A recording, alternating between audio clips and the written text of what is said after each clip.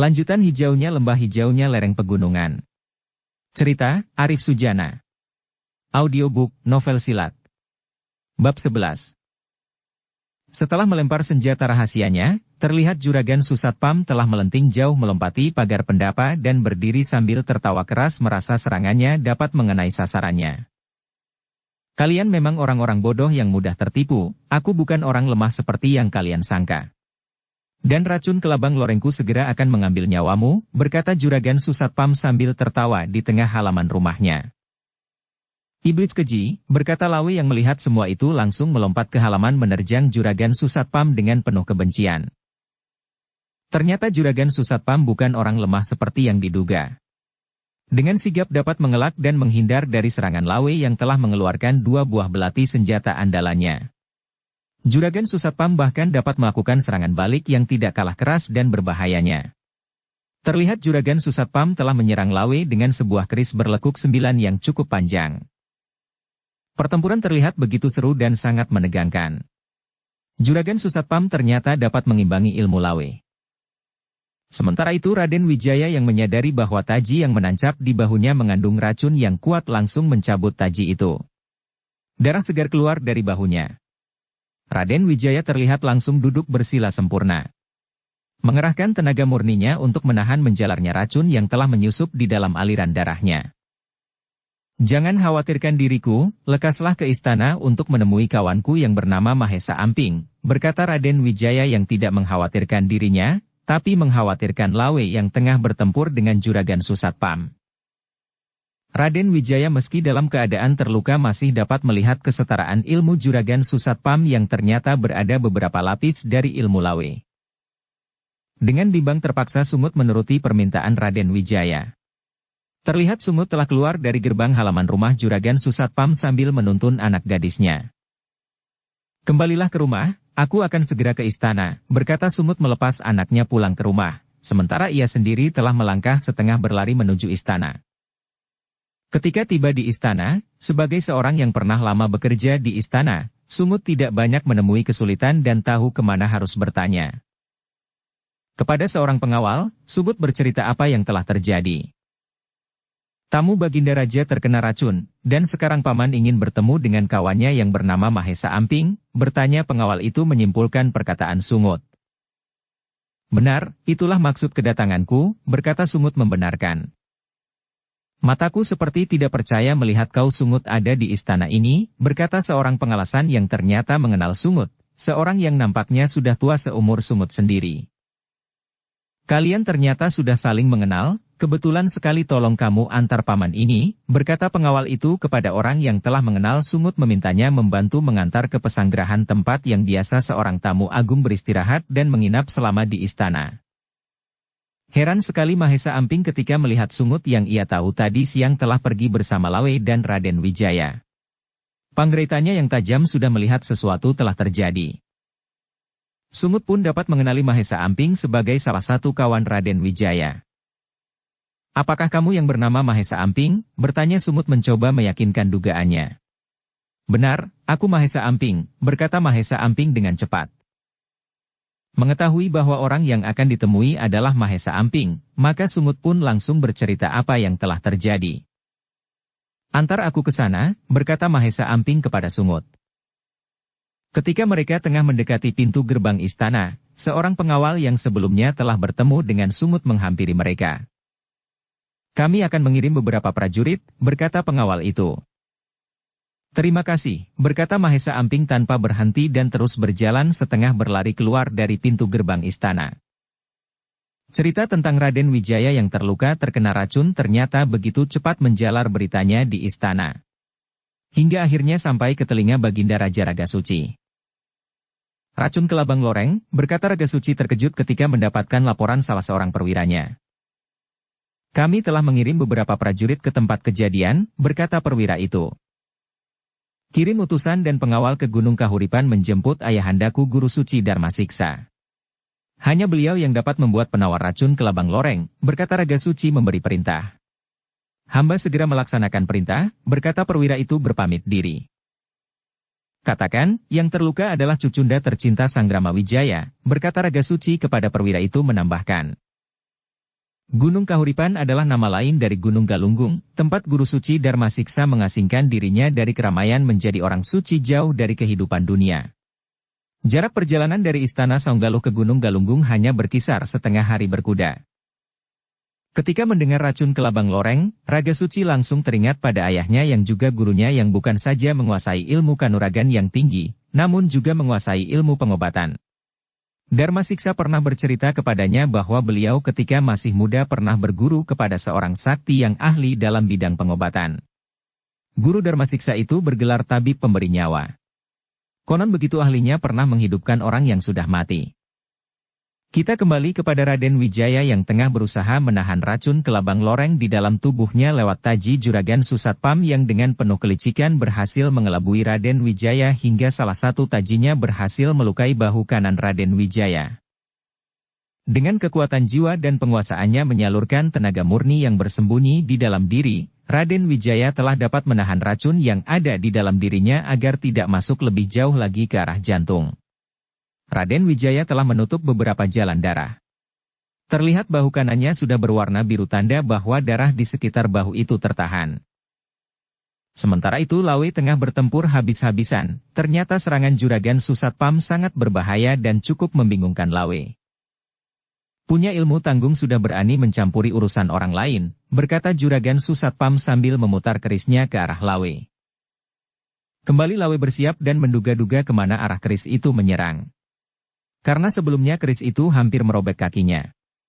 Keris di tangan Juragan Susatpam memang nampak begitu aneh, dapat seketika berubah arah tanpa diduga dan ke arah yang tidak dapat disangka-sangka.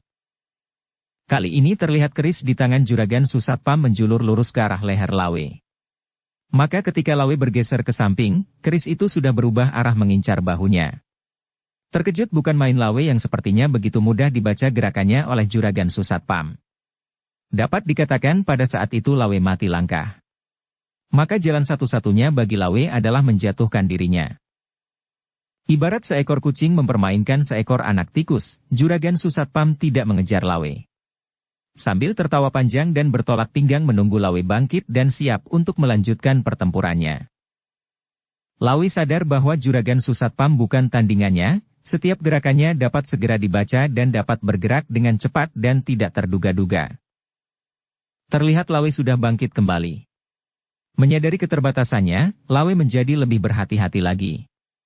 Mari kita selesaikan permainan ini anak muda, berkata Juragan Susatpam meminta Lawe menyerang lebih dulu. Bergerutuk suara gigi-gigi Lawe terdengar sebagai tanda kegeraman dan kesiapannya. Dan dengan dua buah pisau belati di tangan kembali Lawe melakukan serangan-serangan. Namun dengan mudahnya Juragan Susatpam melejit menghindar dan balas menyerang. Kali ini menyerang dengan cara menyilang mengincar dari bawah perut. Lawe melompat mundur ke belakang, namun tiba-tiba saja keris di tangan Juragan Susatpam berubah arah menusuk lurus. Sekali lagi Lawe harus melemparkan dirinya ke tanah langsung menggelinding menghindari apapun yang membahayakannya. Namun kali ini Juragan Susatpam tidak diam menunggu. Sambil meloncat membidikan kerisnya ke tubuh Lawe yang masih menggelinding di tanah. Benar-benar serangan yang kejam tanpa ampun. Dan nasib Lawe memang sudah di ujung tanduk. Sementara itu Raden Wijaya tengah berperang menahan racun di dalam tubuhnya. Terlihat pel sebesar jagung telah keluar dan jatuh mengalir deras. Wajah dan tubuhnya sudah basah dengan peluhnya. Namun kegusaran Raden Wijaya kian bertambah manakala pintu pendapa rumah itu terbuka sedikit demi sedikit. Bukan main kagetnya Raden Wijaya ketika muncul dari balik pintu itu seorang yang sangat dikenal. Nasibmu memang jelek anak muda, berkata orang itu bertolak pinggang di depan Raden Wijaya. Ternyata orang yang keluar dari dalam rumah itu adalah orang yang selama ini menjadi buronan kerajaan. Orang yang sudah ditalak sebagai musuh besar kerajaan.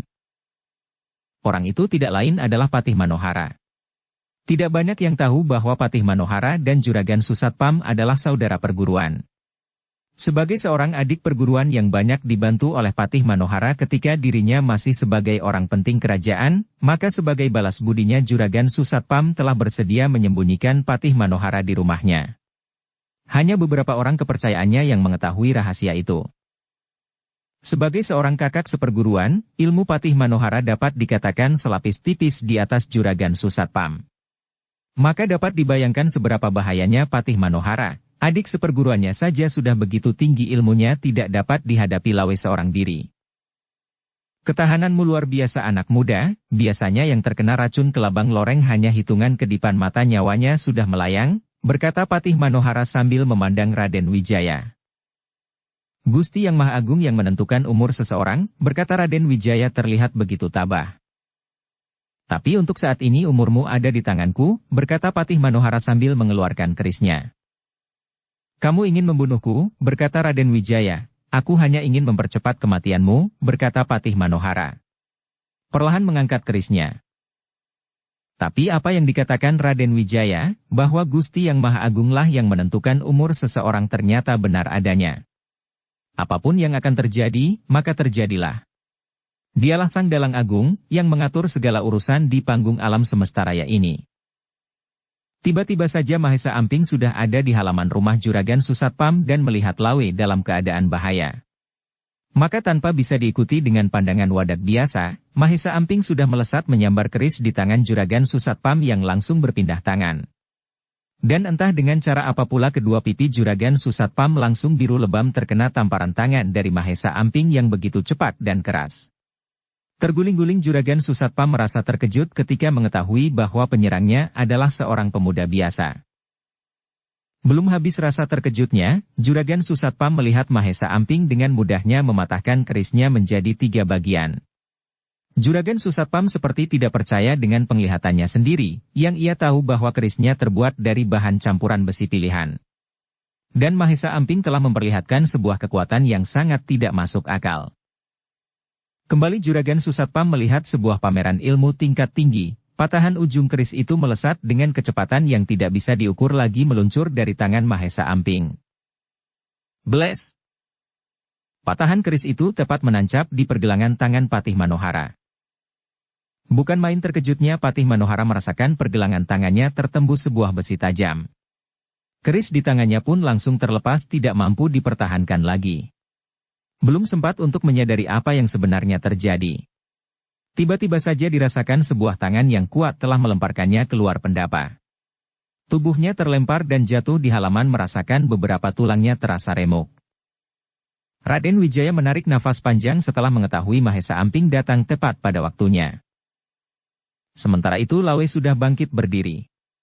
Dilihatnya Juragan Susatpam masih terduduk lesu dengan wajah biru lebam. Beberapa prajurit telah berdatangan, mereka langsung mengepung Juragan Susatpam. Menyerahlah, berkata salah seorang prajurit yang telah mengepungnya. Namun sebelum prajurit itu memintanya menyerah, telah terlintas di benak Juragan Susatpam bahwa ia pantas mendapat hukuman atas apa yang telah diperbuat. Pertama telah berbuat licik melukai pemuda di atas pendapa dengan racun yang keras, racun kelabang loreng. Kedua adalah dosa yang terbesar, yaitu telah menyembunyikan buronan kerajaan. Lintasan pikiran itulah yang telah mendorong dirinya berpikir untuk kabur melarikan diri. Semua memang berlangsung begitu cepat, belum lagi selesai prajurit itu berkata, Juragan Susatpam telah menerjangnya. Sebuah tangan yang keras berhasil mencengkeram pergelangan tangannya, begitu keras cengkeraman itu hingga pedang di tangan tidak terasa telah terlepas. Menyusul sebuah pukulan tangan terbuka membacok leher sampingnya. Prajurit itu langsung terjengkang pingsan. Lawe terkejut menyaksikan sergapan Juragan Susatpam yang tidak diduga sebelumnya. Maka bergegas Lawe berlari mengejar Juragan Susatpam. Ketika berhasil merobohkan seorang prajurit, Juragan Susatpam melihat gerbang halaman rumahnya yang sejajar lurus dengannya adalah sebuah peluang yang besar untuk meloloskan diri dari hukuman yang akan didapatkan bila dirinya berhasil tertangkap. Juragan Susatpam mencoba membuka kesempatan itu berlari menuju gerbang halaman yang terbuka. Ketika Lawe berusaha mengejar, Juragan Susatpam telah berhasil keluar dari pintu gerbang langsung menerobos beberapa rumah dan kebun yang nampaknya sudah sangat dikuasai setiap jengkalnya. Lawe dan beberapa prajurit yang mengejarnya telah kehilangan jejak Juragan Susatpam yang sepertinya telah hilang di telan bumi. Sementara itu Mahesa Amping di atas pendapa sepertinya tenggelam dalam kekhawatiran keadaan Raden Wijaya yang nampak semakin pucat. Meski berhasil menahan menjalarnya kekuatan racun kelabang loreng yang sangat berbahaya. Kekuatan Raden Wijaya sepertinya terus terkuras. Kekuatanku mungkin hanya bertahan 1 hari lagi, berkata Raden Wijaya lemah. Bertahanlah, berkata Mahesa Amping mencoba menguatkan hati sahabatnya. Sementara itu Lawi dan beberapa prajurit yang telah mengejar Juragan Susatpam telah kembali. Mereka pun sepertinya tahu apa yang harus dilakukan. Seorang terlihat tengah mengikat kaki dan tangan Patih Manohara. Sedangkan yang lainnya terlihat tengah membuat sebuah tandu untuk dapat memudahkan membawa Raden Wijaya yang terluka terkena racun yang keras. Aku berdoa untuk kesembuhan Raden, berkata Sungut yang melepas Raden Wijaya yang berbaring di atas tandu ketika akan keluar dari gerbang rumah Susatpam. Beberapa penduduk menatap penuh heran atas iring-iringan para prajurit yang membawa seorang tawanan dan seorang lagi yang berbaring di atas tandu. Dan iring-iringan itu pun semakin jauh dari tatapan mata Sungut yang berdiri terpaku. Wajahnya nampak penuh kegusaran. Hatinya merasa ikut bersalah karena telah melibatkan Raden Wijaya ke dalam masalah pribadinya yang berujung pemuda itu telah terluka oleh sebuah racun yang amat keras, racun kelabang loreng. Ketika iring-iringan itu menghilang di tikungan jalan, Sungut baru beranjak dari tempatnya berdiri. Sementara itu di istana, Dara Petak telah mendengar berita tentang keadaan yang menimpa diri Raden Wijaya. Bersama dua saudaranya Dara Puspa dan Dara Jingga sepertinya menunggu penuh dalam kegusaran dan kecemasan. Dan yang ditunggu pun akhirnya telah datang. Iring-iringan itu telah memasuki gerbang istana. Patih Manohara segera digiring sebagai tawanan dan dibawa ke ruangan khusus untuk seorang tawanan dengan penjagaan yang ketat. Jangan terlalu mengkhawatirkan diriku, berkata Raden Wijaya kepada Dara Petak yang menyongsongnya penuh kecemasan. Aku berdoa untuk Kakang, berkata Dara Petak penuh duka dan keharuan melihat Raden Wijaya berbaring di atas tandu. Dan senja di atas istana Saunggalah sepertinya ikut merundung kedukaan dalam samar cahaya bening tanpa desir angin bergegas pergi ketika sang malam datang menjemput di pintu waktu. Dan kegelisahan pun sepertinya sedikit mereda manakala datang seorang tua dengan pakaian layaknya seorang resi suci tua yang begitu sederhana. Orang itu ternyata Guru Suci Darmasiksa yang sangat dinantikan. Meski pakaiannya sangat sederhana, wibawa dan harismanya masih terlihat jelas dalam gerak dan sinar matanya. Sanggrama Wijaya anakku, berkata Guru Suci Darmasiksa penuh kasih menatap cucunda tercinta yang telah lama tidak dilihatnya sejak kepergian Lembutal dari Pasundan. Eyang Darmasiksa, berkata Raden Wijaya berusaha ingin bangkit. Tetaplah berbaring anakku, aku akan memeriksa lukamu, berkata Guru Suci Darmasiksa mencegah Raden Wijaya bangkit dan langsung memeriksa luka kecil di bahu Raden Wijaya. Terlihat Guru Suci menarik nafas panjang. Ketika mendengar dirimu terkena racun kelabang loreng, hatiku menjadi menciut karena kerja racun itu terbilang hitungan kedipan mata. Ternyata Gusti Maha Kasih. Ketahanan tubuhmu sungguh luar biasa dapat menahan lama daya maut racun ini. Berterima kasihlah kepada sahabatku yang telah menitipkan hawa murninya di dalam tubuhku, berkata Raden Wijaya menatap Mahesa Amping yang berdiri di dekatnya. Anak-anak muda yang luar biasa, berkata Guru Suci Darmasiksa dengan tersenyum ramah kepada Mahesa Amping. Terlihat Guru Suci Darmasiksa mengeluarkan sebuah guci kecil dari balik pakaiannya. Tangan Guru Suci nampak begitu terampil layaknya seorang tabib yang cekatan. Dengan sebuah pisau kecil yang terlihat begitu tajam dan bersih Guru Suci Darmasiksa mengerat luka kecil di bahu Raden Wijaya menjadi lebih dalam. Selanjutnya menaburi serbuk hitam ke dalam luka itu yang diambilnya dari sebuah guci kecil. Untung aku masih menyimpan bisa ular gundala putih, berkata Guru Suci Darmasiksa sambil mengeluarkan sebuah bumbung bambu dari balik sabuknya. Ternyata bisa ular gundala yang dimaksudkan Guru Suci Darmasiksa sudah berupa benda yang begitu kecil putih sebesar biji beras yang dikeluarkannya dari bumbung bambu kecil. Rupanya benda itu begitu sangat berharga dan berarti bagi Guru Suci Darmasiksa, karena diletakkan di balik sabuknya sebagai tanda tidak pernah jauh dari badannya dan dibawa dimanapun dirinya berada. Semua mata tertuju kepada benda di telapak tangan Guru Suci Darmasiksa. Sebuah benda yang teramat langka pada saat itu, karena bisa ular gundala, adalah sebuah ular dewa dalam cerita kuno para orang tua sebagai obat penawar bisa yang paling kuat. Dan mereka saat itu dapat menyaksikan bisa ular gundala yang telah disarikan dan ada di tangan orang tua itu. Guru Suci Darmasiksa terlihat meletakkan benda sebesar biji beras itu ke dalam mangkuk yang telah berisi air. Tiba-tiba saja air itu berubah warna menjadi warna putih susu. Dan yang sangat mengherankan lagi bahwa seketika itu pula air berwarna putih susu itu seperti bergolak mendidih layaknya air yang dimasak oleh panas api. "Minumlah anakku," berkata Darmasiksa sambil memberi tanda kepada Mahesa Amping untuk membantu mengangkat sedikit kepala Raden Wijaya. Dengan tangannya sendiri Guru Suci Darmasiksa mendekatkan cangkir itu di bibir Raden Wijaya yang segera meminumnya. "Obat penawar ini dibawa oleh sahabatku untuk ibundamu Darmajaya, namun ibundamu tidak mampu bertahan menunggu datangnya obat penawar ini. Mungkin belum berjodoh." Guru Suci Darmasiksa sepertinya tidak mampu melanjutkan kata-katanya. Sepertinya tengah menahan kesedihan dan kedukaan yang berat mengingat kembali hari yang begitu memilukan. Hari saat di mana putri terkasihnya Darmajaya ibunda Raden Wijaya menghembuskan nafas terakhirnya di dalam pangkuannya. Sementara itu Raden Wijaya nampak sudah tertidur. Semua mata tampak begitu cemas melihat badan Raden Wijaya seperti tengah menggigil kedinginan. Namun dari wajah dan tubuhnya keluar peluh seperti orang yang gerah kepanasan. "Obat penawar bisa itu telah bekerja," berkata Guru Suci Darmasiksa sambil memandang Raden Wijaya yang masih tertidur. Semua yang ada di situ sepertinya bernafas lega mendengar kata-kata Guru Suci Darmasiksa. "Sebaiknya kita tidak menyisakan ruangan ini," berkata Guru Suci Darmasiksa yang ditangkap maksudnya agar keluar dari kamar agar Raden Wijaya dapat beristirahat dengan baik bagi kesembuhannya. "Biarlah aku menemani Sanggrama di sini," berkata Guru Suci Darmasiksa kepada Raga Suci ketika mereka berada di pendapa utama pesanggrahan tempat biasa seorang raja menempatkan para tamu agungnya. "Bukankah saat ini aku adalah tamu agung?" berkata kembali Guru Suci Darmasiksa sambil memandang sekeliling taman yang nampaknya sudah banyak berubah sejak dirinya mengundurkan diri. "Aku belum sempat memperkenalkan menantu ayahanda," berkata Raga Suci sambil memperkenalkan Dara Puspa kepada ayahandanya. Berturut-turut Raga Suci juga memperkenalkan Dara Petak dan Dara Jingga sebagai adik iparnya. Dukung channel Novel Silat dengan subscribe, follow, like, komen dan share. "Ini Mahesa Amping dan Lawe, saudara seperguruan dari Raden Sanggrama Wijaya," berkata Raga Suci memperkenalkan Mahesa Amping dan Lawe.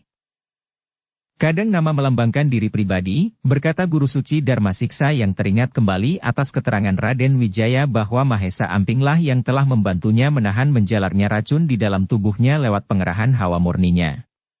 Diam-diam Guru Suci Darmasiksa mengukur tingkat ilmu Mahesa Amping yang pasti sudah begitu tinggi hingga mampu menahan hawa racun kelabang loreng yang sangat keras dalam waktu yang begitu lama hingga jiwa Raden Wijaya masih dapat diselamatkan.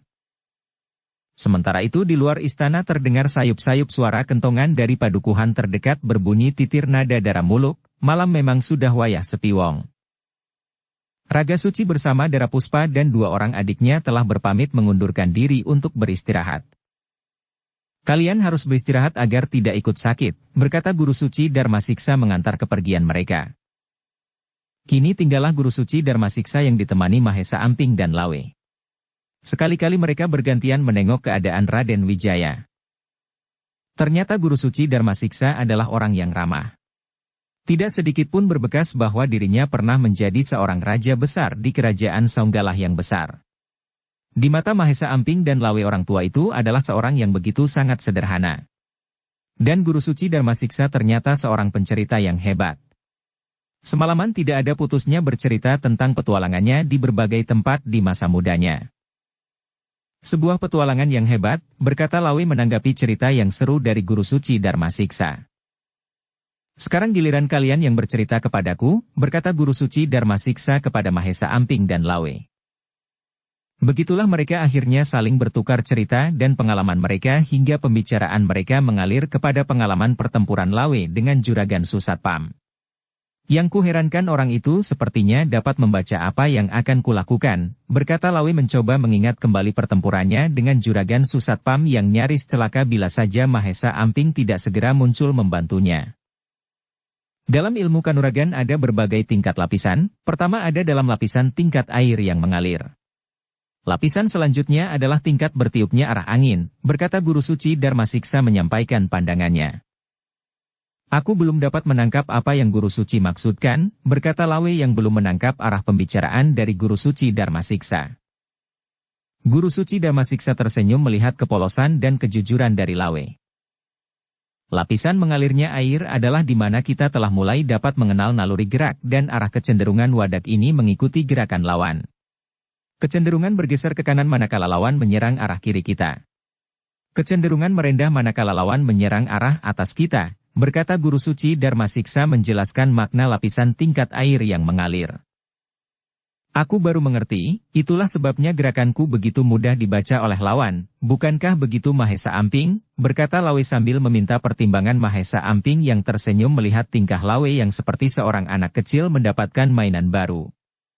Begitu bergembira dan bersemangatnya.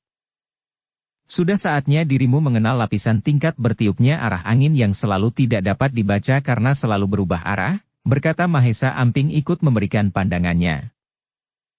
Keberadaan angin dapat dirasakan, namun tidak dapat dilihat oleh indera, berkata Guru Suci menambahkan.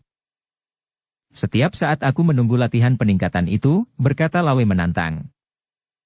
Di tempatku ada banyak alam terbuka untuk berlatih, berkata Guru Suci Dharma Siksa membuat Lawe menjadi begitu bersemangat. Kembali Lawe meminta pertimbangan Mahesa Amping atas ajakan Guru Suci Dharma Siksa untuk berkunjung ke tempatnya.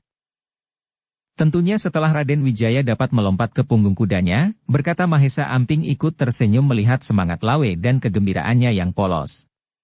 Perkataan Mahesa Amping sekaligus sebagai canda yang menyegarkan mengusir rasa kantuk mereka. Sementara itu tidak terasa malam telah semakin tergelincir jatuh terjerembab oleh semburat merah sang fajar yang telah menyembul di ujung ufuk timur lengkung langit.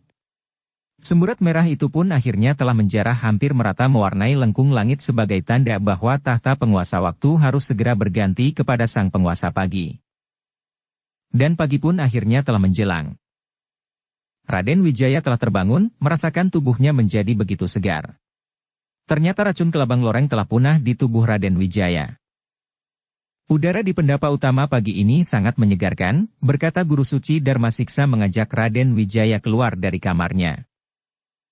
Silahkan menikmati racikan teh mulwo, berkata Guru Suci Dharma Siksa kepada Lawe, Mahesa Amping dan Raden Wijaya ketika seorang pelayan dalam menyediakan semangkuk minuman hangat hasil racikan Guru Suci Dharma Siksa. Ternyata daun mulwo dapat menjadi minuman hangat yang menyegarkan, berkata Lawe setelah meneguk minuman itu. Untuk siang dan sore hari, akan kuracikan minuman yang lain lagi, berkata Guru Suci Dharma Siksa sambil tersenyum. Nikmatnya berdekatan bersama seorang tabib sakti, berkata Lawe sambil membayangkan minuman segar lainnya yang akan ia nikmati. Apakah kamu sudah tidak berminat lagi menanyakan apakah hari ini Raden Wijaya sudah dapat melompat ke punggung kuda? Bertanya Mahesa Amping. Ada apa dengan pertanyaan itu? Bertanya Raden Wijaya mendengar namanya dikaitkan. Mahesa Amping akhirnya menjelaskan maksud pertanyaannya kepada Raden Wijaya. Hari ini bila dicoba, aku sudah dapat melakukannya, bahkan sudah dapat berpacu, berkata Raden Wijaya. Melihat perkembangannya, mungkin besok kita sudah dapat kita buktikan, berkata Guru Suci Dharma Siksa memberi perkiraan akan kesembuhan Raden Wijaya. Artinya besok kita sudah dapat berangkat ke Gunung Kahuripan, bertanya Lawe penuh kegembiraan. Dan kegembiraan mereka menjadi begitu hangat dan segar manakala terlihat di taman halaman muka pendapa muncul 3 dara berjalan bersama Raga Suci. Warna-warni bunga cempaka yang tengah berkembang nampak menjadi bertambah indah. Mereka berempat yang baru datang menyambut kesembuhan Raden Wijaya dengan penuh sukacita. Kesegaran dan keindahan taman halaman muka pendapa itu sepertinya telah mewakili suasana hati mereka. Warna-warni bunga cempaka yang semakin cemerlang disinari matahari pagi yang hangat, deretan hijau pucuk-pucuk soka merah berbaris lucu mengiringi jalan taman. Dan pohon kemboja putih seperti penjaga setia tumbuh berjejer 3 dalam jarak yang serasi di pinggir dinding menjadikan warna jiwa taman itu semakin manja membuai mata dan hati. Ternyata Guru Suci Dharma Siksa adalah tabib sakti. Di tangannya kesembuhan Raden Wijaya menjadi lebih cepat pulih, di samping juga ketahanan tubuh Raden Wijaya ikut mendukung. Akhirnya dalam waktu 2 hari, Raden Wijaya telah terlihat bugar kembali seperti semula. Sesuai dengan rencana, hari ketiganya mereka telah sepakat untuk ikut bersama Guru Suci Dharma Siksa berkunjung ke padepokannya di Gunung Kahuripan. Aku masih banyak memerlukan bimbingan dari ayahanda, berkata Raga Suci ketika melepas keberangkatan ayahandanya Dharma Siksa. Pintu padepokan Kahuripan selalu terbuka untukmu, anakku, berkata Guru Suci Dharma Siksa kepada Raga Suci dengan penuh senyum. Diam-diam hatinya merasa bangga atas putranya yang tumbuh sebagaimana yang diharapkan, menjadi seorang raja yang cukup bijaksana. Kuharap kalian cepat kembali, berkata Darapetak kepada Lawe dan dua orang sahabatnya. Meski sebenarnya lebih tertuju kepada Raden Wijaya. Kami akan cepat kembali, karena tidak ada tabib sakti yang dapat mengobati penyakit rindu, berkata Lawe sambil mengedipkan matanya memberi sebuah tanda yang dapat dimengerti oleh Darajingga dan Darapetak. Diam-diam mereka tersenyum atas kata-kata Lawe sepertinya mewakili perasaan mereka sendiri dan tentunya dua sahabatnya yang pura-pura tidak mendengarnya. Akhirnya 4 ekor kuda terlihat keluar dari gerbang istana Saunggaluh. Beberapa pasang mata mengikuti langkah kaki kuda mereka hingga akhirnya telah tidak terlihat lagi menghilang di persimpangan jalan. Hari memang masih basah embun, pagi masih terasa dingin. Mereka sepertinya tidak memburu perjalanan, langkah kaki kuda berjalan tidak terlalu cepat. Begitulah para pengembara sejati menikmati perjalanan mereka dalam bingkai bukit-bukit biru, melewati kehijauan alam yang subur dan suara angin lembut membelai wajah mereka. Disitulah pengembara sejati menemukan dirinya dalam tatap mata Sang Hyang Jagat Raya yang mengantar mereka masuk dalam kesunyatan diri, alam ketiadaan, alam kehampaan. Dan kesejahteraan telah meliputi mereka. Kita akan singgah dulu di Curug Kembar, berkata Guru Suci Darmasiksa sambil mempercepat langkah kudanya ketika mereka telah tiba di kaki Gunung Kahuripan. Lawe, Mahesa Amping dan Raden Wijaya terpaksa ikut mempercepat langkah kaki kuda mereka agar tidak tertinggal mengiringi langkah kaki kuda Guru Suci Darmasiksa. Ternyata mereka terlihat melingkari lereng Gunung Kahuripan. Ketika mereka memasuki sebuah lereng gunung yang cukup terjal, dengan terpaksa mereka harus turun dan menuntun kuda-kuda mereka agar tidak tergelincir. Kita menyusuri anak sungai berbatu itu, berkata Guru Suci menunjuk sebuah anak sungai berbatu yang sudah terlihat dan terdengar suara gemericiknya. Anak sungai berbatu itu seperti jalan yang menanjak. Terlihat mereka seperti masuk dalam mulut raksasa hitam hutan yang lebat. Sinar matahari masuk lewat dahan dan daun. Suasana di atas anak sungai berbatu itu begitu teduh. Suara air terjun telah terdengar, berkata Lawe ketika mendengar deru air terjun sudah terdengar tanda perjalanan mereka sudah hampir sampai. Akhirnya mereka tiba juga di Curug Kembar. Sebuah air terjun yang bercabang dua turun dari puncak tebing yang tinggi. Air terjun itu jatuh di sebuah kolam yang cukup luas. Embun tipis menyebar ke segala arah berasal dari semburan air yang jatuh membuat wajah dan tubuh basah bila terlalu dekat dengan air terjun itu. Dan meski matahari sudah berada di puncak Cakrawala, suasana di Curug Kembar itu begitu teduh karena terlindung pohon-pohon yang tinggi dan rindang. Tempat yang baik untuk meningkatkan kemampuan diri, berkata Lawe sambil memandang tanah lapang yang cukup luas berada di sebelah kanan Curug Kembar. Itulah sebabnya aku membawa kalian di sini, berkata Guru Suci Darmasiksa. Akhirnya sesuai rencana, mereka memang telah berlatih untuk meningkatkan kemampuan diri, terutama Lawe. Mahesa Amping memberi contoh beberapa gerakan kepada Lawe. Guru Suci Darmasiksa ikut memberikan beberapa pandangan. Dan Lawe memang termasuk punya otak yang encer, dengan cepat ia dapat memahami setahap demi setahap pengenalannya atas apa yang disebut bergerak seperti angin yang bertiup. Gerakan ini harus dilatih dengan sungguh-sungguh dan perlu waktu, berkata Mahesa Amping memberikan pengarahan. Ketika Mahesa Amping dan Lawe tengah berlatih, Guru Suci Darmasiksa menantang Raden Wijaya untuk berlatih. Aku ingin tahu setinggi apa kemampuan Cucunda, berkata Guru Suci Darmasiksa kepada Raden Wijaya. Dengan gembira dan semangat Raden Wijaya telah turun berhadapan dengan eyangnya sendiri. Cucunda berharap dapat bimbingan dari eyang, berkata Raden Wijaya mempersiapkan diri. Maka tanpa sungkan lagi mereka langsung saling menyerang. Luar biasa, berkata Guru Suci Darmasiksa sambil mengimbangi serangan Raden Wijaya. Setahap demi setahap mereka terus meningkatkan kemampuan dan tataran ilmu mereka. Benar-benar sebuah pertempuran yang begitu seru layaknya dua ekor Garuda bertempur di udara. Saling berkelebat menyerang dan menyambar semakin lama hingga seperti bayangan hitam saling berkelebat. Cukup, berkata Guru Suci Darmasiksa sambil mundur ke belakang. Tataran ilmumu lebih dari yang kuduga, berkata kembali Guru Suci Darmasiksa penuh kekaguman. Yang terlalu memuji, berkata Raden Wijaya. Aku tidak memuji, tapi berkata apa adanya, berkata Guru Suci Darmasiksa sambil berjalan mendekati sebuah batu besar dan duduk bersemedi mencoba memulihkan tenaganya yang terkuras. Sementara itu Lawe masih terus penuh semangat melatih gerakan-gerakan barunya bersama Mahesa Amping.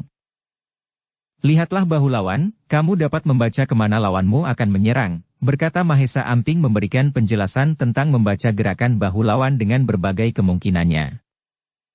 Pada kesempatan lain, kita berlatih membaca gerakan mata lawan, berkata Mahesa Amping yang disambut dengan tatapan mata seperti tidak percaya. Mengapa kamu memandangku seperti itu? Bertanya Mahesa Amping sambil tersenyum. Kukira setelah dapat membaca gerakan bahu lawan, pelajaran sudah tamat. Ternyata masih ada lagi pelajaran membaca mata lawan, berkata Lawe sambil garuk-garuk kepalanya yang tidak gatal. Begitulah sifat ilmu yang tidak ada batas ujungnya, berkata Mahesa Amping kepada sahabatnya Lawe yang mulai mengerti bahwa menekuni ilmu kanuragan memang tidak ada batas akhirnya, seperti batas cakrawala yang tidak dapat didekati tepinya. Sementara itu matahari sudah bergeser ke barat bersembunyi di balik bukit.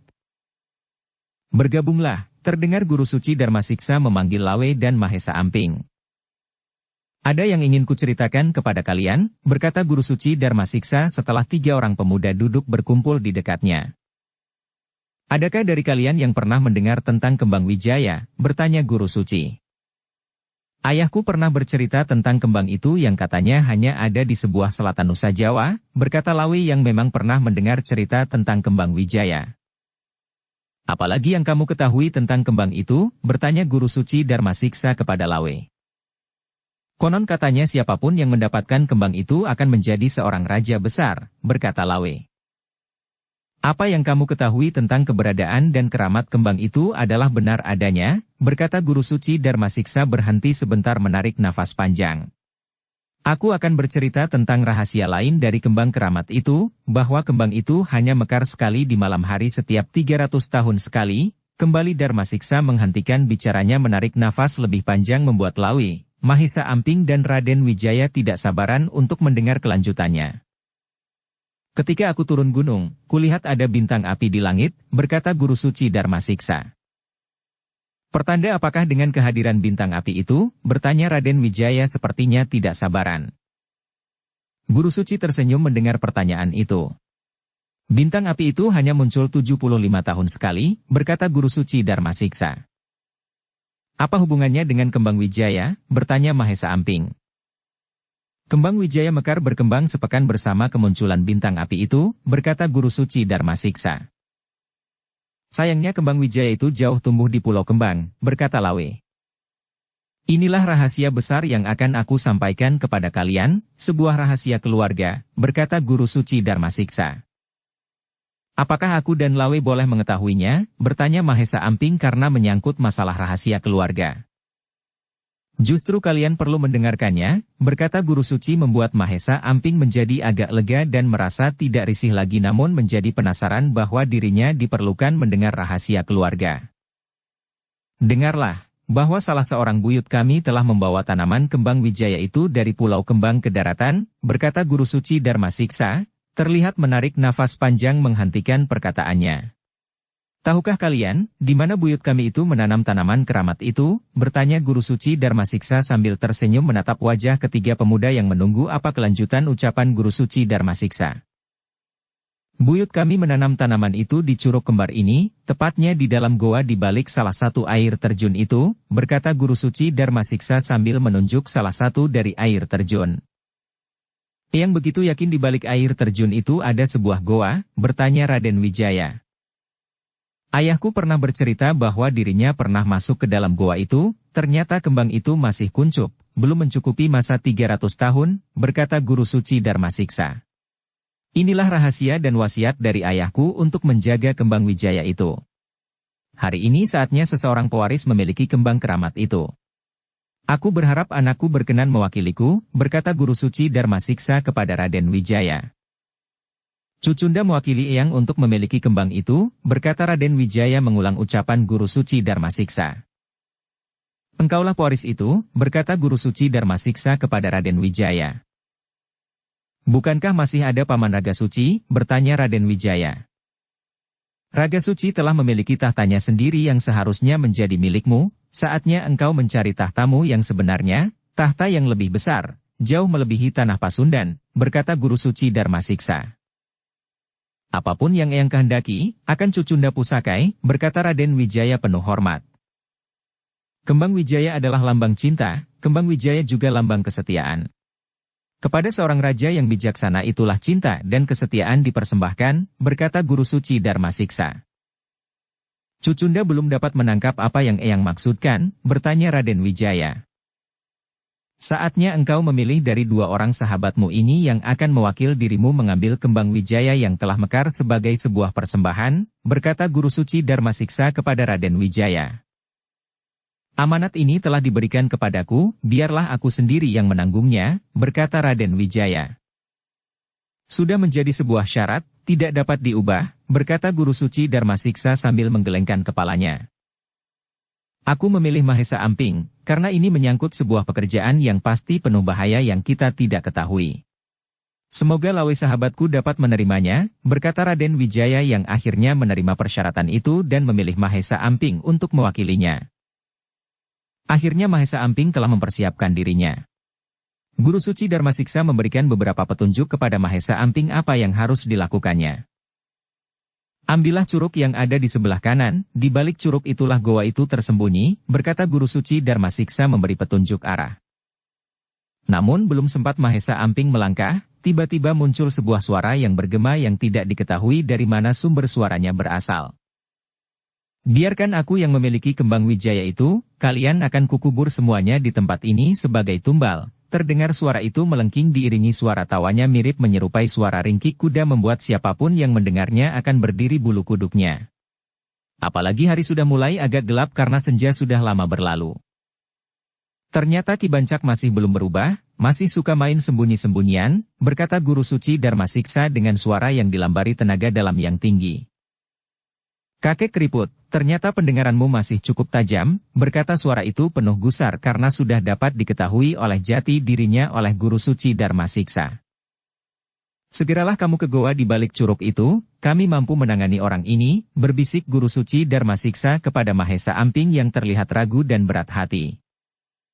Namun, akhirnya Mahesa Amping percaya penuh kepada guru suci Dharma Siksa, meski baru mendengar dari beberapa orang di sekitar istana akan tingkat ilmu guru suci Dharma Siksa yang diakui sebagai raja yang mempunyai kemampuan ilmu yang tinggi, dan terus meningkat ilmunya di padepokan tempatnya mengasingkan diri. Hati-hatilah sahabat, berkata Raden Wijaya mengantar langkah Mahesa Amping yang telah berjalan mendekati sebuah curug. Terlihat Mahesa Amping telah menghilang di balik curug, disaksikan oleh Lawe, Raden Wijaya dan guru suci Dharma Siksa dengan penuh harapan bahwa Mahesa Amping akan muncul kembali dalam keadaan utuh dan selamat. Namun perasaan hati mereka atas Mahesa Amping hilang seketika manakala dari kegelapan malam dan kerimbunan pepohonan muncul sesosok bayangan hitam yang tidak lain adalah orang yang selama ini bersembunyi yang sudah dikenal jati dirinya oleh guru suci Dharma Siksa bernama Ki Bancak. Puluhan tahun yang lalu, antara guru suci Dharma Siksa dan Ki Bancak memang telah ada perseteruan yang tajam. Mereka terlibat dalam masalah cinta segitiga memperebutkan hati seorang putri Melayu. Perselisihan mereka diselesaikan dalam pertandingan terbuka yang adil. Guru suci Dharma Siksa berhasil mengalahkan Ki Bancak. Sejak itulah mereka tidak berjumpa kembali, Ki Bancak telah mengasingkan dirinya terus berlatih meningkatkan ilmunya dan sekaligus mendirikan sebuah padepokan. Di antara muridnya adalah Patih Manohara dan Juragan Susatpam yang sampai saat ini seperti telah menghilang tenggelam di telan bumi, tidak diketahui rimbanya. Dari beberapa petugas telik sandi ada dikabarkan bersembunyi di padepokan Ki Bancak. Hari ini kita berjumpa kembali Dharma Siksa, berkata Ki Bancak ketika sosok wajahnya terlihat jelas. Semoga kesejahteraan meliputimu Bancak, berkata guru suci Dharma Siksa penuh senyum. Aku merasakan ilmumu sudah jauh meningkat lewat lontaran suaramu, berkata Ki Bancak. Aku pun melihat hal yang sama di dalam suara ringkik ketawa kudamu, berkata guru suci Dharma Siksa. Langsung saja ke pokok masalah, kedatanganku kemari hanya untuk membuat sebuah perhitungan atas diri 2 orang muridku, berkata Ki Bancak yang sepertinya mempunyai watak yang sangat terbuka dan tidak suka akan unggah-unggah. Ternyata sifatmu masih belum berubah, polos dan tidak bertele-tele, berkata guru suci Dharma Siksa. Ada apa dengan kedua muridmu, hingga kamu muncul setelah lama bersembunyi? Aku mau membuat perhitungan dengan orang yang telah mengalahkan kedua muridku, berkata Ki Bancak. Biarlah aku mewakili sahabatku, bila urusan berkisar pada dua orang muridmu, berkata Raden Wijaya yang langsung menebak bahwa inilah guru dari Patih Manohara dan Juragan Susatpam. Maafkan Cucundaku, orang muda memang selalu ingin cepat menyelesaikan masalah, berkata Guru Suci Darmasiksa yang masih belum dapat meraba seberapa tinggi ilmu Ki Bancak dan tidak menginginkan Raden Wijaya menjadi bulan-bulanan kakek tua yang dulu menjadi lawan perseteruannya yang diketahui saat itu mampu mengimbangi ilmunya.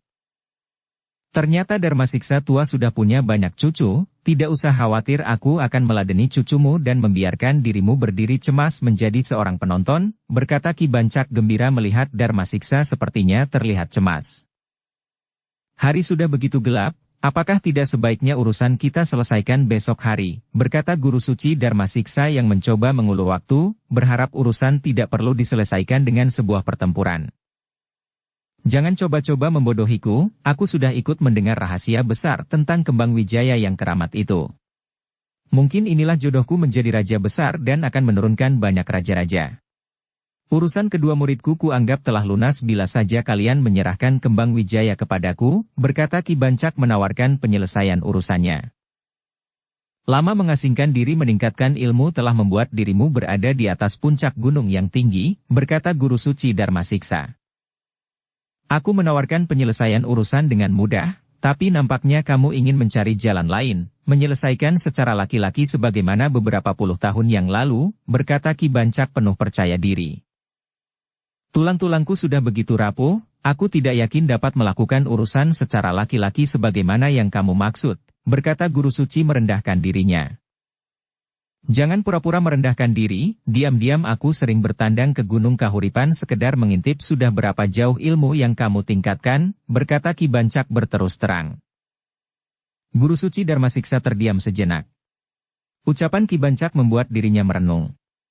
Yang ditangkap bahwa Ki Bancak datang ke Gunung Kahuripan bukan sekedar mengintip ilmunya, tapi sebuah ungkapan kerinduan seorang sahabat untuk melihat keadaan sahabatnya.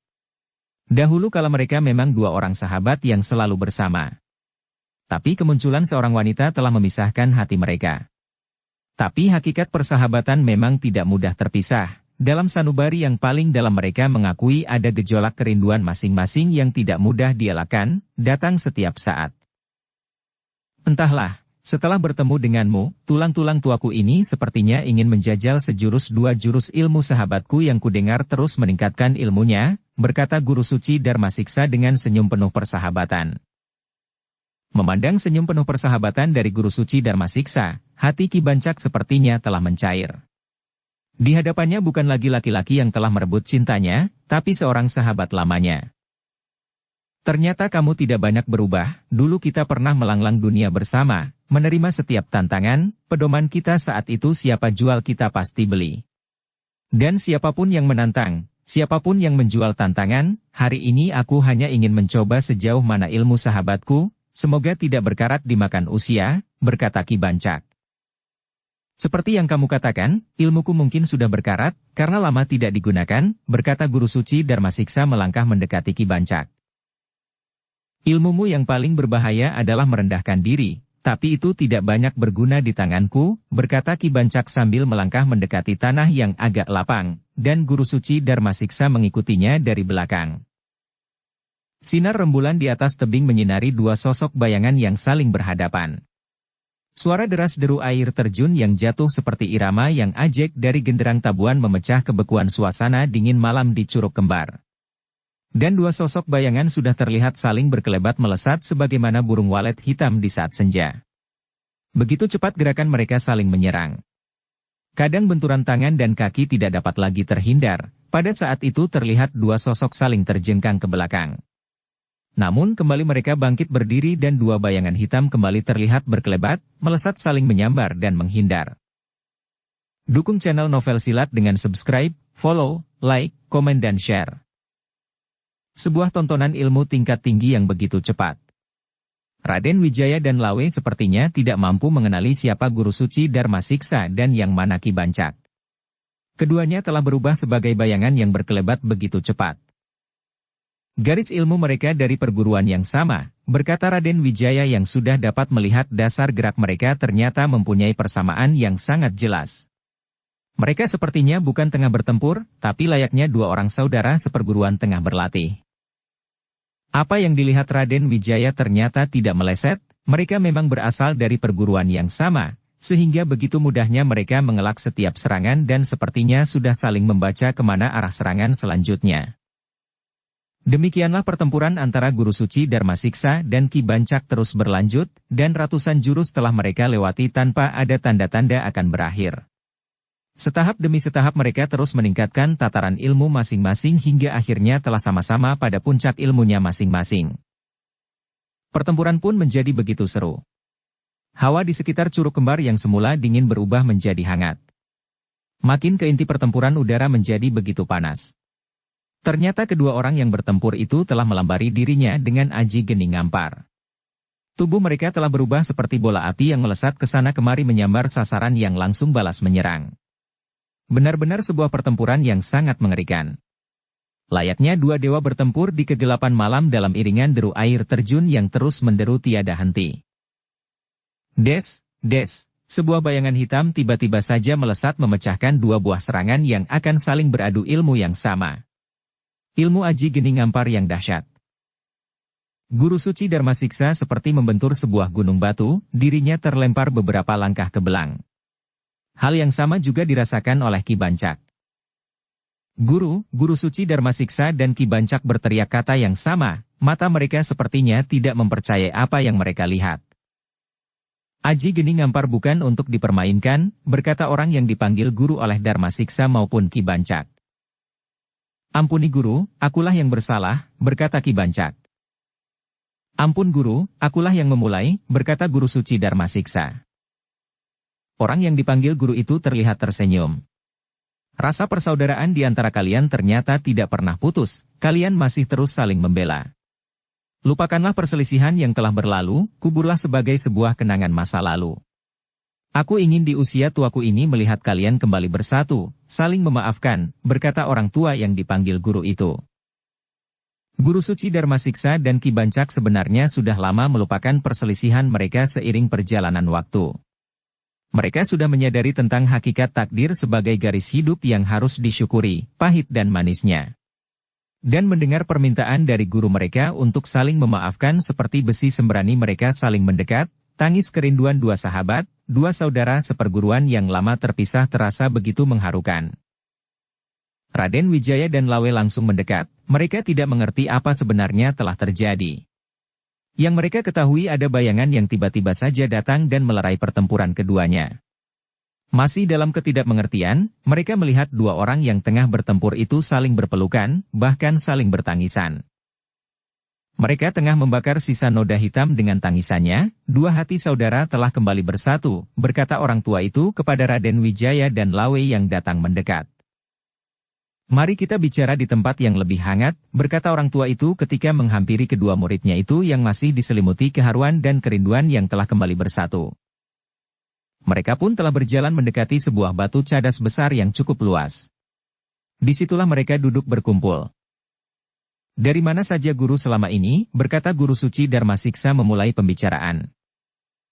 Aku mengikuti garis takdir buyutku, sebagai penjaga kembang Wijaya, berkata orang tua itu.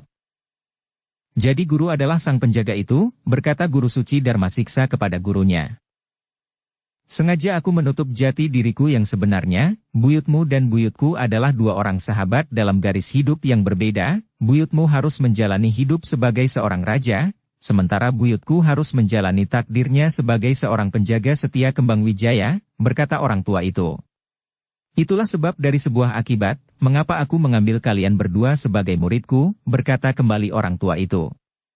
Semula aku harapkan Bancaklah yang akan datang menembus goa untuk mengambil kembang kesetiaannya, namun aku kecewa atas apa yang terjadi di antara kalian berdua, kembali orang tua itu berkata. Terlihat Guru Suci Darmasiksa dan Ki Bancak tertunduk, sepertinya menyesali atas apa yang mereka perselisihkan di masa lalu. Aku gembira setelah mengetahui bahwa yang datang adalah dari golonganmu, berkata orang tua itu dengan wajah cerah menatap semua mata yang memang tengah memandangnya. Maafkan aku Darmasiksa, Sebagaimana yang guru katakan, harusnya akulah yang masuk ke curug itu mempersembahkan kembang wijaya kepadamu, berkata Ki Bancak penuh penyesalan. Gusti Yang Maha Tunggal telah berkehendak lain, itulah yang harus selalu kita jaga dan terima sebagai rasa syukur, bukankah begitu guru, berkata Guru Suci Darmasiksa sambil tersenyum. Pengenalanmu atas Yang Maha Berkehendak sudah menghampiri, berkata orang tua itu penuh wajah sukacita dan kebahagiaan.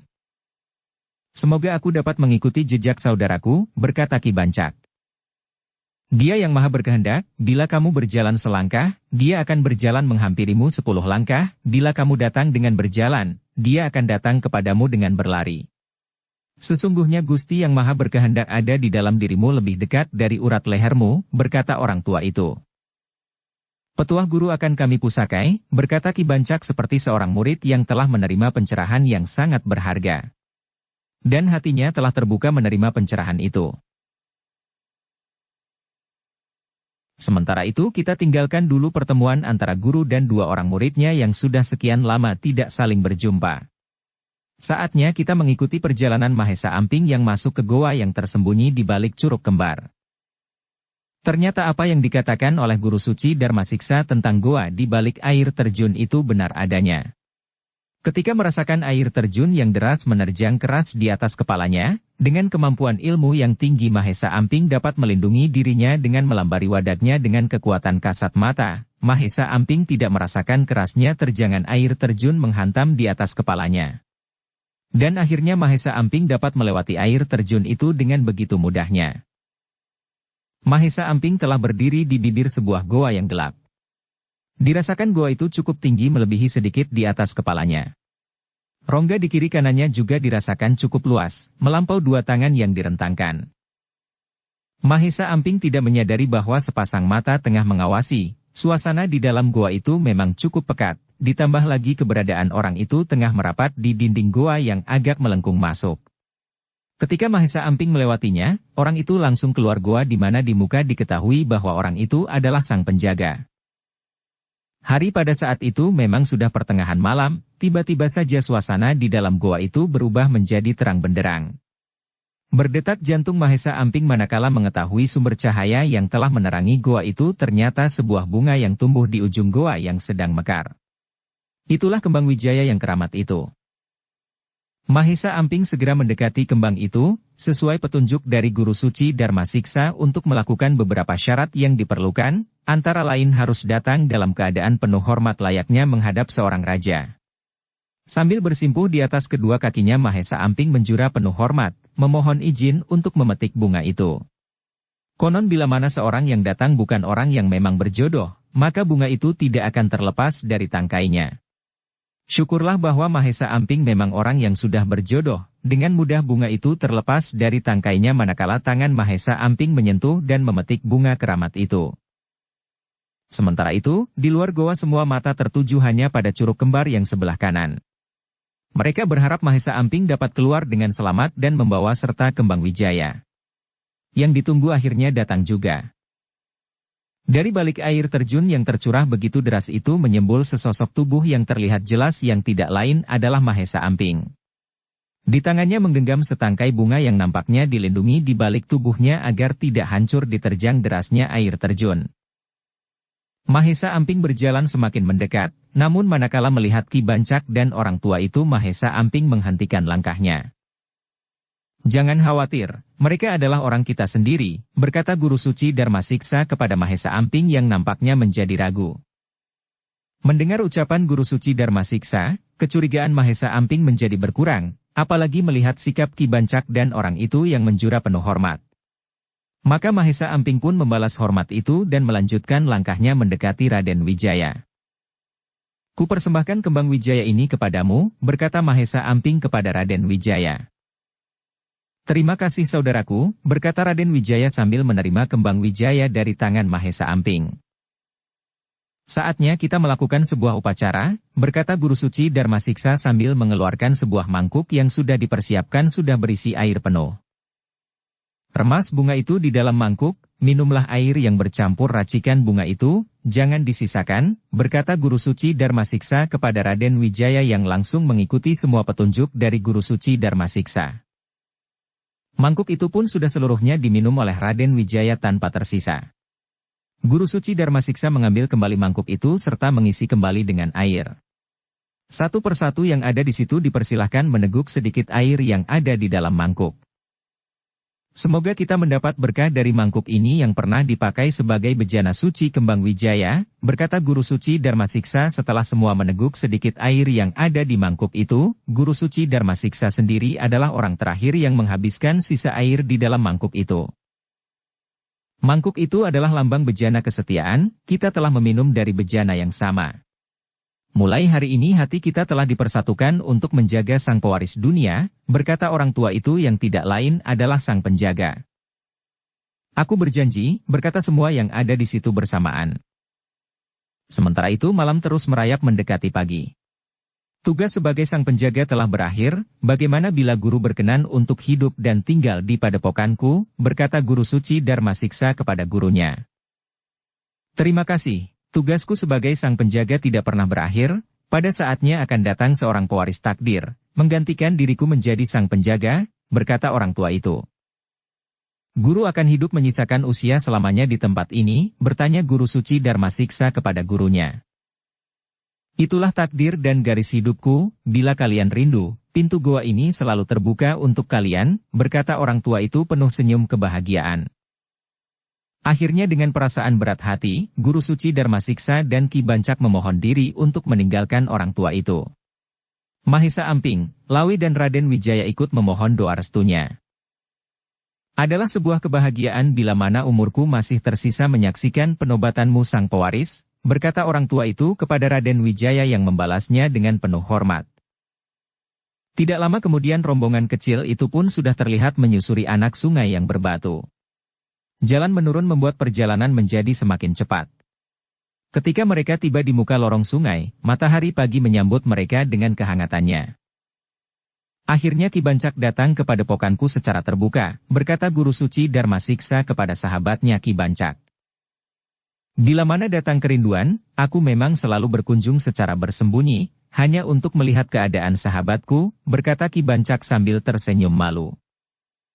Bila jual beli jurus di Pasundan diartikan berlatih, aku tidak keberatan, berkata Mahesa Amping yang dapat menangkap maksud Ki Bancak yang hanya ingin berlatih, tidak lebih dari itu.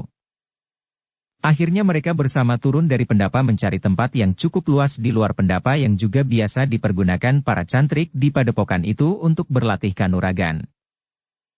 Silahkan Mahesa Amping, kamu yang menjual, berkata Ki Bancak kepada Mahesa Amping untuk memulai serangan terlebih dahulu. Silahkan Ki Bancak menawar jurusku ini, berkata Mahesa Amping sambil melakukan serangan awal lewat sebuah tendangan yang lurus ke depan menyerang ke arah perut Ki Bancak. Terlalu murah untuk dihargai, berkata Ki Bancak sambil memiringkan sedikit tubuhnya bersamaan dengan itu sebuah pukulan mengayun ke arah kepala Mahesa Amping. Sebuah serangan yang tidak dapat dibaca dan diperhitungkan datang begitu tiba-tiba. Tapi Mahesa Amping memang selalu siap mengikuti setiap serangan. Terlihat Mahesa Amping menjatuhkan diri menghindar dan berbarengan dengan itu sebuah tendangan melingkar mengincar kedua kaki Ki Bancak. Tersentak kagum Ki Bancak melihat gaya Mahesa Amping menghindari serangannya dan langsung membalas menyerang dengan cepat dan tidak diduga. Terlihat Ki Bancak melompat menghindarkan sentuhan kaki Mahesa Amping dan membalas dengan sebuah kakinya menjulur mengancam kepala Mahesa Amping. Mahesa Amping membiarkan kaki Ki Bancak mendekati sasaran, namun begitu kaki itu nyaris sekitar satu jari mendekatinya, dimiringkannya sedikit wajahnya dan kaki Ki Bancak lewat menembus angin. Ternyata tangan Mahesa Amping yang leluasa langsung menghantam kaki Ki Bancak yang masih mengambang. Des! Kaki Ki Bancak sepertinya ditambah kecepatannya membuat badan Ki Bancak ikut berputar. Dan dengan mudahnya Mahesa Amping menendang sendi kaki Ki Bancak dari belakang. Akibatnya kaki Ki Bancak tertekuk ke depan mendorong tubuhnya nyaris mencium tanah. Namun dengan cepat Ki Bancak melakukan lompatan yang indah. Jurus yang sangat mahal, berkata Ki Bancak yang menggeleng-gelengkan kepalanya. Sekarang akulah yang menjual, berkata Ki Bancak sambil menyerang Mahesa Amping dengan sebuah tendangan kaki meluncur ke arah perut Mahesa Amping. Terlalu mahal untuk dinilai, berkata Mahesa Amping sambil memiringkan tubuhnya. Bersamaan dengan itu meniru apa yang pernah dilakukan oleh Ki Bancak, tangan Mahesa Amping mengayun ke arah wajah Ki Bancak. Dan ternyata Ki Bancak berbuat yang sama sebagaimana Mahesa Amping menjatuhkan dirinya berbarengan membalas serangan dengan membuat tendangan melingkar mengancam kedua kaki Mahesa Amping. Kembali Mahesa Amping meniru apa yang pernah dilakukan oleh Ki Bancak. Dirinya melompat sambil meluncurkan sebuah tendangan ke arah wajah Ki Bancak. Mahesa Amping dapat membaca bahwa Ki Bancak akan melakukan sebagaimana pernah dilakukannya, yaitu membiarkan kakinya lewat di depan wajahnya menembus tempat kosong dan langsung akan menghantam kakinya yang berakibat kakinya akan mengayun berputar. Maka ketika kaki Mahesa Amping yang sepertinya dibiarkan menembus menghantam wajah Ki Bancak hanya tinggal satu jari, tiba-tiba saja Mahesa Amping menarik kembali kakinya berganti dengan sebuah pukulan tangan kosong ke dada Ki Bancak. Bu! Dada Ki Bancak terkena pukulan. Untungnya pukulan itu hanya berlandaskan tenaga wadak. Tapi cukup membuat Ki Bancak terdorong ke belakang. Lagi-lagi aku yang tua ini kena ditipu oleh orang muda, berkata Ki Bancak sambil mencoba berdiri tegak. Diam-diam Guru Suci Dharma Siksa mengagumi gerakan tubuh Mahesa Amping yang sudah begitu sempurna, begitu lentur dapat bergerak sesuka hati. Semudah ini sudah dapat menguasai gerakan yang begitu sempurna, berkata Guru Suci Dharma Siksa mengagumi diri Mahesa Amping. Kembali terlihat Mahesa Amping dan Ki Bancak sudah saling menyerang. Kali ini serangan terlihat lebih cepat. Sungguh sebuah perkelahian yang indah untuk dipertontonkan. Layaknya sebagaimana dua ekor Garuda bertempur di udara. Saling menyerang dan balas menyerang melesat dan berkelebat begitu cepatnya. Des! Kembali terlihat Ki Bancak terlempar terkena sebuah tendangan dari Mahesa Amping. Jurusmu terlalu mahal untuk kuhargai, berkata Ki Bancak sambil menggeleng-gelengkan kepalanya tanda mengagumi kehebatan Mahesa Amping. Aku belum menyerah kalah, berkata Ki Bancak yang kembali melakukan serangan-serangan. Kembali terlihat perkelahian yang sangat seru dan begitu indah layaknya sebuah seni pertunjukan. Duel antara dua orang yang memiliki kesempurnaan gerak tubuh yang dibarengi oleh kecepatan gerak, sehingga boleh dibilang sebuah perkelahian yang indah.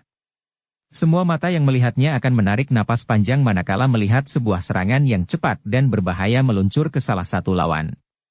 Dan nafas pun keluar lega manakala melihat salah satu lawan dapat keluar dari sergapan dan serangan yang layaknya begitu sulit untuk dihindari. Tunjukkan kehebatan ilmumu yang lain, anak muda, berkata Ki Bancak kepada Mahesa Amping. Selesai bicara Ki Bancak telah melepas ilmu puncaknya, Aji Geni Ngampar. Udara di sekitar itu pun tiba-tiba saja telah berubah seperti terbakar. Tubuh Ki Bancak adalah sumber panas itu sendiri sudah seperti bara yang menyala, bayangkan bahwa udara di sekitar itu saja sudah begitu panas dan tidak terbayangkan lagi bagaimana bila sumber panas itu sendiri yang menerjang. Yang sangat seru. Berpikir betapa bahayanya bila serangan pasti akan datang membakar dirinya, Mahesa Amping telah menghentakkan nalar budinya, mengungkap kekuatan terpendam yang tersembunyi lewat kepekaan naluri melindungi setiap ancaman. Tiba-tiba saja dari tubuh Mahesa Amping menguap hawa dingin keluar bagai asap salju yang begitu dingin. Mahesa Amping tidak lagi merasakan hawa panas yang mencekam, dan melayani setiap serangan Ki Bancak sebagaimana semula, bahkan sekali-kali berani membenturkan tangan dan kakinya ke tubuh Ki Bancak.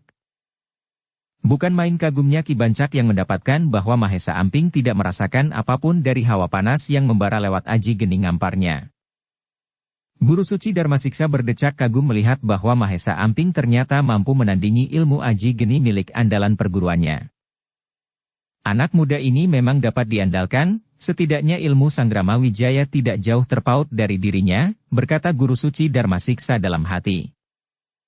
Sementara itu perkelahian memang masih terus berlanjut, saling serang dan berbalas menyerang. Terlihat kelebatan mereka bagai burung sikatan saling menyambar di udara, bahkan kadang begitu cepatnya hingga hanya terlihat bayang-bayang hitam saling melesat dan berkelebatan. Mahesa Amping menghentakkan tataran ilmunya lebih setingkat lagi. Dampaknya ternyata begitu luar biasa. Des! Dua tangan saling beradu, Ki Bancak merasakan tubuhnya menggigil kaku merasakan hawa dingin yang begitu kuat menyelimuti seluruh tubuhnya.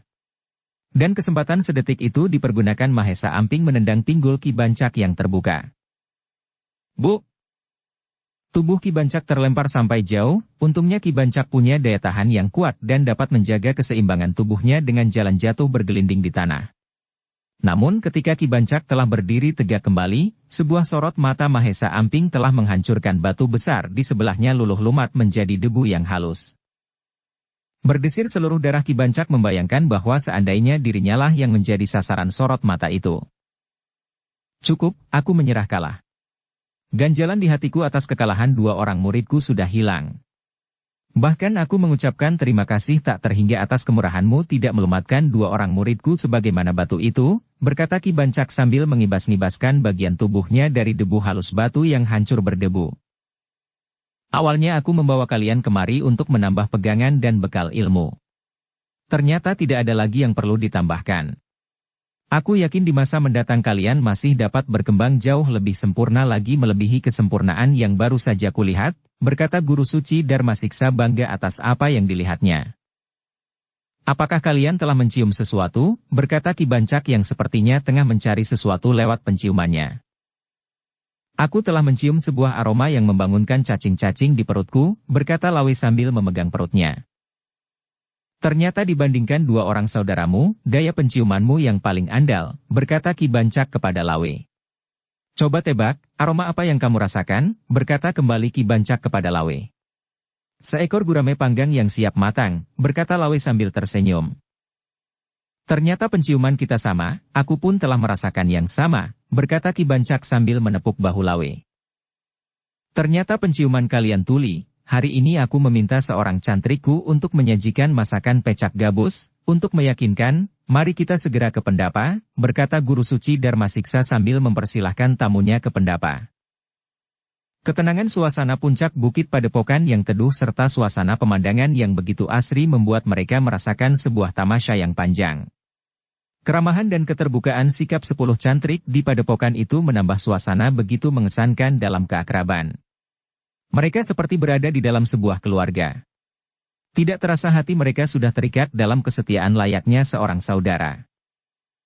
Pintu padepokanku akan selalu terbuka untukmu, saudaraku, berkata Guru Suci Dharma Siksa kepada Ki Bancak di regol pintu gerbang. Aku juga menanti kunjunganmu, saudaraku, berkata Ki Bancak kepada Guru Suci Dharma Siksa. Sampaikan salamku kepada Juragan Susatpam, semoga hukuman 4 tahun menghadap dinding akan mengubah sikap dan perilakunya, berkata Raden Wijaya yang ikut melepas kepergian Ki Bancak. Aku akan terus mengawasi dan membimbingnya, akan kusampaikan salammu anak muda, berkata Ki Bancak kepada Raden Wijaya. Tidak terasa sudah 3 pekan Raden Wijaya, Lawe dan Mahesa Amping tinggal di Padepokan Guru Suci Dharma Siksa. Lawe telah menggunakan waktu 3 pekan itu untuk meningkatkan dan mengembangkan kemampuan dirinya di bawah langsung bimbingan Mahesa Amping. Raden Wijaya juga kadang Guru Suci Dharma Siksa ikut memberikan bimbingannya. Lawe memang termasuk punya kecerdasan yang tinggi. Lewat pengalaman pahitnya dalam perkelahian dengan Juragan Susatpam, akhirnya Lawe dapat memperkaya gerakannya dengan unsur angin. Sebuah gerakan yang menitik beratkan pada perubahan yang tidak lagi mengalir tapi kadang berubah arah tidak terduga. Kelak bila saatnya tiba, kamu juga akan mengenal apa yang dinamakan dengan unsur api dan unsur tanah, berkata Mahesa Amping yang merasa bahwa Lawe sudah dapat mengenal unsur angin dengan sangat memuaskan. Sementara itu dalam 3 pekan terakhir, Mahesa Amping dan Raden Wijaya telah mendapatkan pengenalan yang lebih gamblang dalam ilmu kejiwaan.